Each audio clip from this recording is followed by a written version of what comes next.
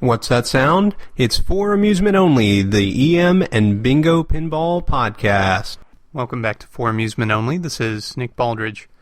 We're getting closer and closer to the York show, and things are heating up over here. I'm working on game number 38 right now, if you can believe that. 37 are complete and ready for the York show. 38 should be ready here by the end of this week. I have something in the range of 20 days left with which to work on the game. 20 evenings, I should say.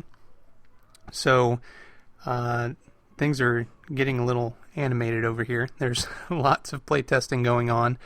My daughters are joining in, and things are going well. I've found some bugs and managed to squish almost all of them.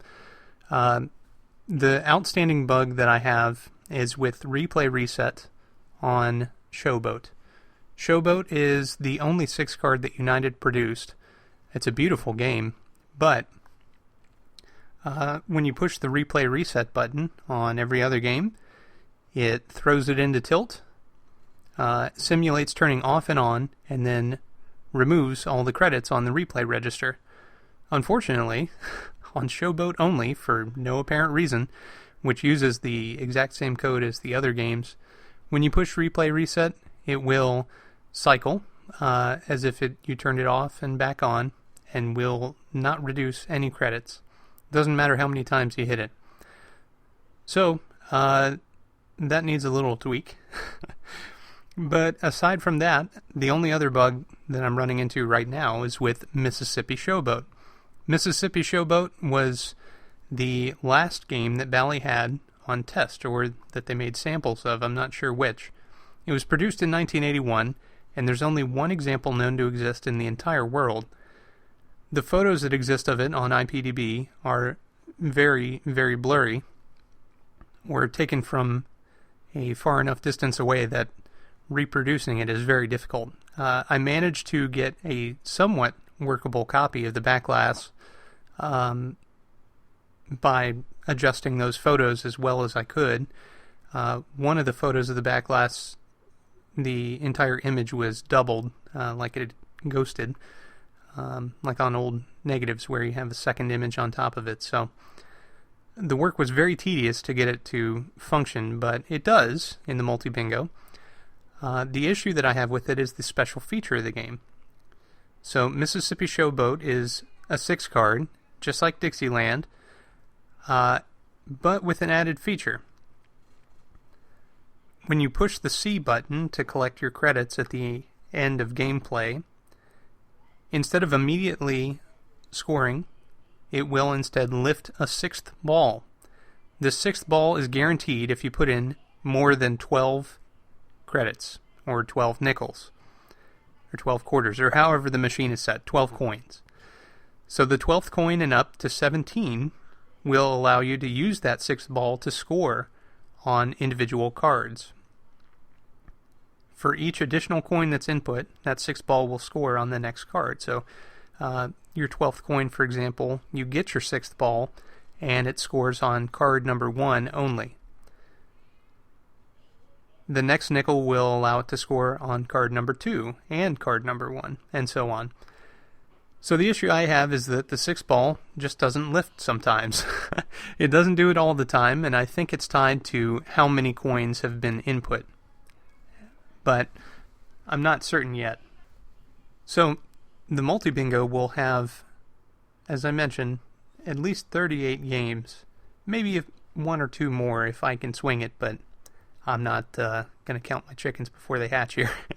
We're getting a little too close to the show for comfort.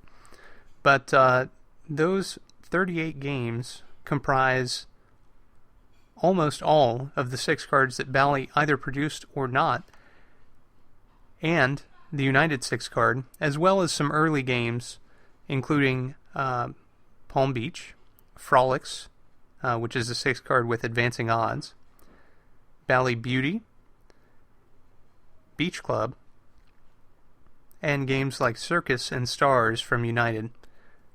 So there's going to be a good sampling of multi-coin bingos as well as fixed coin bingos which is pretty great. I'm really excited to see what people think.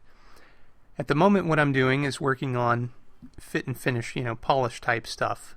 For example, I hadn't produced all the score and instruction cards that were needed for every game. This is a time-consuming and tedious task for some of the games. I'm trying to make United and Bally score and instruction cards look totally different, even in situations where I don't have a good source image. So I'm going to make a United template and kind of work off of that. So let's talk about a problem that I've run into in development and testing that I thought was related to code, but wasn't, and this will highlight some of the difficulty in producing this game. I had some issues with the ball return logic. On a bingo, there are 25 trap holes, and then a 26th hole in the playfield, which actually drops the ball right back into the trough, at which point the bingo will lift it back to you, and you get to put that ball back into play. This is crucial for bingo gameplay because if you miss the hole for which you're aiming, and all the other holes, which will help you make your inline win, you want to bring the ball all the way back down to the trough so that you can shoot it again. This requires a great deal of skill and finesse, especially if you have to do it multiple times because you just can't make the shot that you need. Well, I found something that was incredibly frustrating. If you shot the fifth ball, which is the last ball in most games, this is before you put it into extra ball mode, even for those extra ball games that I have implemented. If you shoot the fifth ball and manage to wind it all the way down the playfield to the ball return, it wouldn't lift it back to you. Now the ball override switch, which I have implemented, and which comes standard on bingos, would allow you to lift the ball again.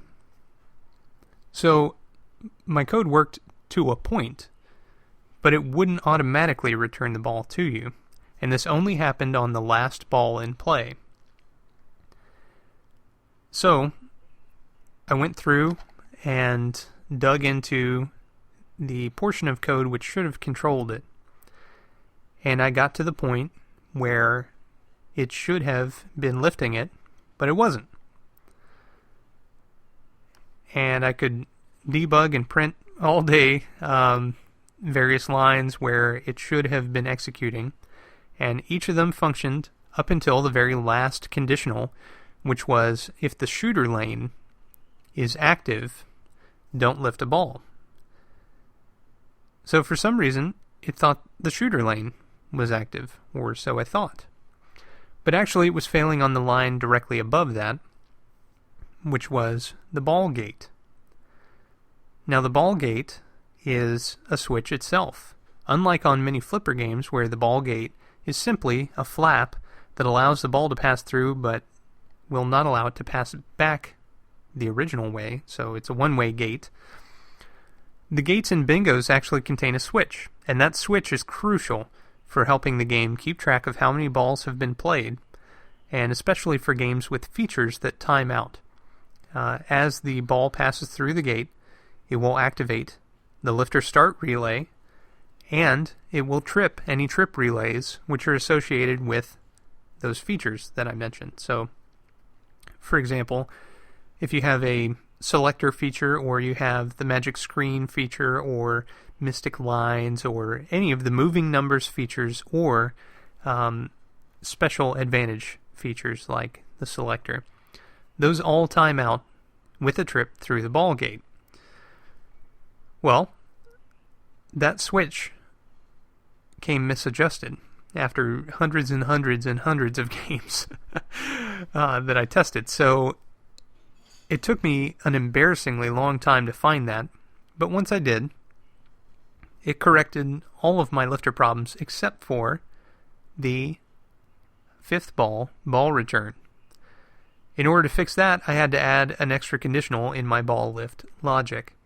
And this basically checked the ball count, and if the ball count was 4 and trough switch number 8 was hit, it would lift another ball. So basically it'd just reactivate the lifter relay. If that sounded like a bunch of gibberish, well, it kind of was, but that's kind of what I'm dealing with. There's a lot that goes into every single action that happens on the bingos, and with this project, which admittedly is very ambitious, I'm not just replicating a single bingo, I'm replicating the behavior of all bingos. And so having a ball trough which contains 8 balls is great. For a 5-ball game, I have a lot of buffer there. If it accidentally lifts a 6th ball for whatever reason, then I am aware of that, typically. On top of that, I still have other balls in the trough with which to gauge the position of the remaining balls. So, if I have a ball return on, say, ball number 4, then the game knows that it hasn't lifted 5 yet, and everything proceeds as normal. But it's only when I run through all 5 balls that it's a problem. Now, conversely, let's look at 8-ball games, games with 3 extra balls. This uses every ball in the trough. Now, one of the key tenets of my lifter logic is that it needs to know that it's completed the cycle when the lifter is back in the home position with a ball on trough switch number 1. I don't actually have a limit switch wired in to the lifter motor, and this is how the bingos function. They actually look at the position of that switch as well as the position of the trough switches. Because I skimped on that one switch, my life has become much more difficult, because when that 8th ball lifts, there's nothing that's going to hit that first trough switch.